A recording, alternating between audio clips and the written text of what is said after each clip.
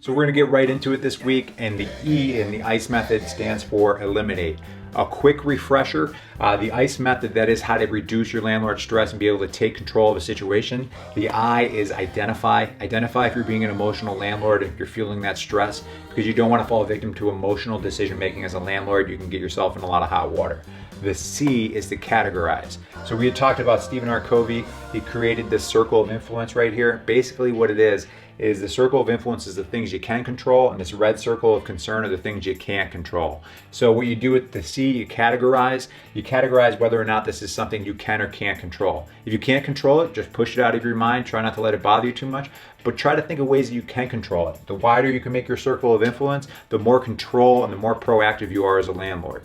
So the last step, E, is eliminate. This one's pretty simple. I believe we talked about, her name was Beth last week, and Beth, what she is she's that tenant that, you know, she's a great tenant, but she's calling you every few months because she locks herself out of the apartment. And for the longest time, you know what, you just complained about it once in a while when she called. This doesn't have to live in the circle of concern. This can be something that can move into the circle of influence, all right? This is something you can take control of. So you decide that you're gonna install a new keypad, and that keypad is gonna allow her to, you know, have her own code to get into the rental unit, so she doesn't have to call you anymore when she's locked out. And what I would suggest when it comes to eliminating the problem, and a lot of landlords fall short on this, is because they think of the solution to the problem, but they never take the action, because it can be hard to take that first step, is to actually put it into a calendar of some sort.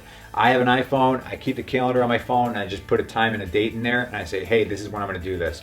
So in the situation of Beth, maybe I'm in the neighborhood on 2 Saturdays from now. I'm gonna put it in my calendar, I'm gonna give myself a couple hours to do it. I'm gonna say, hey, this day at this time, that's when I'm gonna install the new keypad for Beth, so she's no longer gonna call me when she's locked out. So you can run through this ICE method, identify, categorize, and eliminate the issues.